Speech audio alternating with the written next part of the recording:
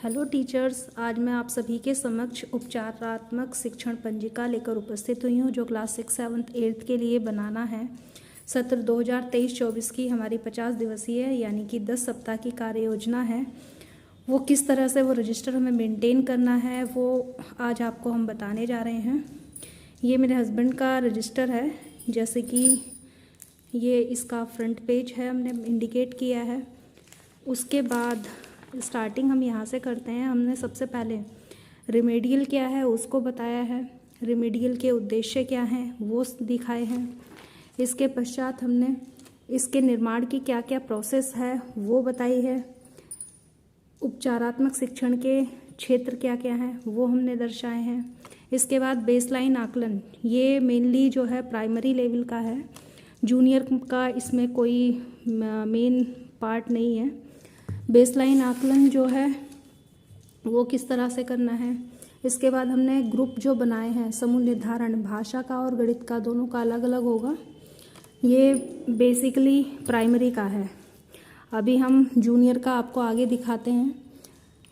Junior में हम क्या करेंगे कि जूनियर में जो हमारा उपचारात्मक शिक्षण होगा उसमें सबसे पहले हमें बेसलाइन आकलन करना है। बेसलाइन आकलन के पश्चात हम उसका जूनियर क्लासेस के लिए आकलन प्रश्न पत्र जो होगा, जो प्रपत्र हमने बताया है वो बनाएंगे। आकलन प्रपत्र 2 लेवल में होगा, एक तो प्राथमिक का और दूसरा जूनियर का। जूनियर लेवल में प्रश्नों की संख्या में 25 रखनी है, जिसमें 2 तरह के प्रश्न होंगे। वस्तुनिष्ठ प्रश्न हमारे 20 होंगे और आत्मनिष्ठ जो होंगे वो 5 होंगे, और दोनों का टोटल जो होगा वो 75 मार्क्स का होगा। इसके बाद जब हम उनका आकलन कर लेंगे, आकलन के पश्चात हम उन्हें ग्रुप्स में डिवाइड करेंगे। पहला है हमारा समूह ए, समूह बी और समूह सी। समूह ए के अंतर्गत हम उन स्टूडेंट्स को रखेंगे जिनके 35 से 75 के बीच में मार्क्स आए हैं। समूह बी में हम उन स्टूडेंट्स को लेंगे जिनके 26 से 34 के बीच में मार्क्स आए हैं। और समूह सी के अंतर्गत हमें वो बच्चे लेने हैं अपने जिनके 25 या 25 से कम मार्क्स आते हैं। अब ये जो रिमेडियल होगा वो हमारा समूह बी और समूह सी इन 2 पर ही होगा। अब जो क्वेश्चंस जो हैं हमारे, ज्ञानात्मक हम 20% लेंगे, बोधात्मक 50%, अनुप्रयोगात्मक 20% और जो तर्क वाले होते हैं वो हमारे 10% जाएंगे। इसके बाद जो हमने जो समूह ए, बी और सी बनाए हैं, इसी तरह से समूह ए, बी, सी हमारे 6, 7, 8 तीनों ही क्लासेस में अप्लाई होंगे। और उसके बाद हमें रिमेडियल जो कार्य है वो हमारा 25 अप्रैल 2023 से हमारे इस डिस्ट्रिक्ट कासगंज में स्टार्ट हुआ है। इसके बाद बेसलाइन आकलन में हमें क्या क्या मेन पॉइंट्स समझने हैं वो दर्शाए गए हैं।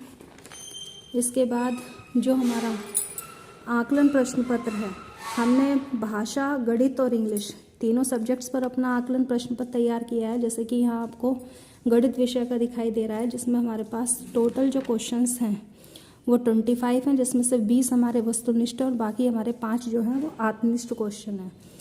नेक्स्ट हमने हिंदी का बनाया है। हिंदी में भी इसी तरह से बहुविकल्पीय प्रश्न लिए गए हैं हमारे 20, और उसके बाद आत्मनिष्ठ जो है प्रश्नों की संख्या वो हमारी है 5। ठीक है। इसके बाद हमने इंग्लिश का जो है वो यहाँ बनाया है।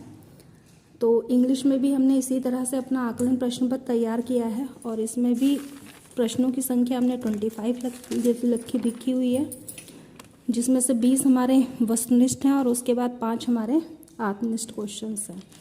इसके बाद आरंभिक आकलन के उपरांत हमें जो समूह का निर्धारण है ए, बी, सी, वो हम आपको पीछे ही बता चुके हैं कि किस तरह से हमें करना है, उसी को हमने इंडिकेट किया है।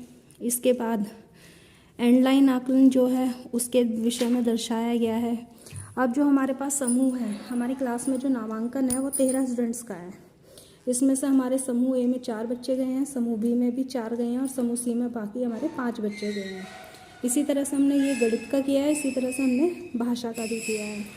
इसके पश्चात हमारी जो 5 विषय की जो निपुण तालिकाएँ आई हैं उसको हमने अपनी इस रजिस्टर में भी मेंटेन कर लिया है, और यहाँ साइड में हमने स्टूडेंट्स का नाम दे दिया है, क्योंकि बीच बीच में जो ARPs की विज़िट होती है या कोई अधिकारी आता है तो निपुण तालिकाएं हमें चिपकाने का तो ऑर्डर मिला नहीं है, दीवार पे लगाने का तो निकालने में समय लगता है, तो दक्षताएं हम डेली अपना यहाँ देख सकते हैं कि हमारा कौन सा बच्चा किस प्रकार की दक्षता को कंप्लीट कर रहा है।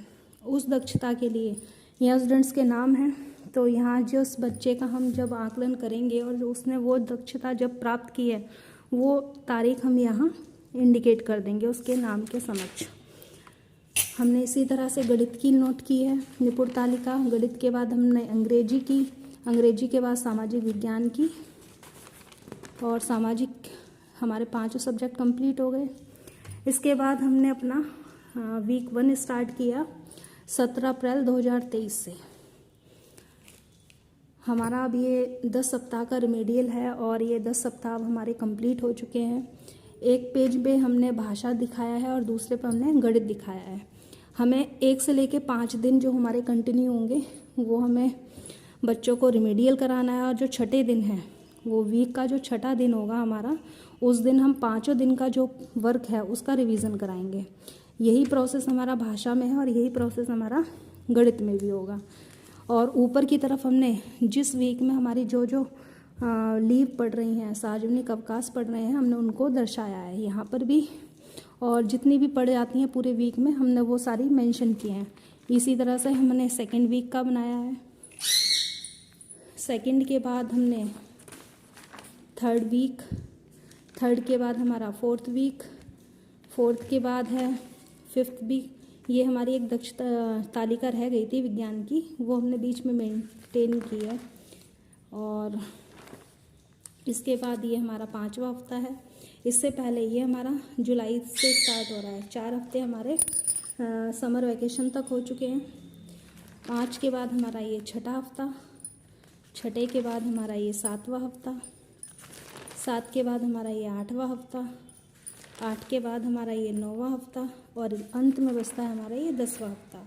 जो हमारा ये 22 अप्रैल को हमारा ये 50 दिन कंप्लीट हो गए, और जो 51वां दिन था उस दिन हमने इसका 5 दिन का रिवीजन करा दिया। और इस प्रकार से हमारा ये निपुण जो रजिस्टर है वो पूरा का पूरा कंप्लीट हो चुका है। जब भी कोई अधिकारी आएगा उसे हम दिखा सकते हैं। यदि आपको हमारा ये रजिस्टर पसंद आता है तो आप प्लीज़ हमारी वीडियो को लाइक कीजिएगा, और यदि आपको इसकी PDF चाहिए हो तो वीडियो के डिस्क्रिप्शन में हम वीडियो का इस रजिस्टर का PDF अपलोड कर देंगे, तो आप उसे देख सकते हैं। धन्यवाद।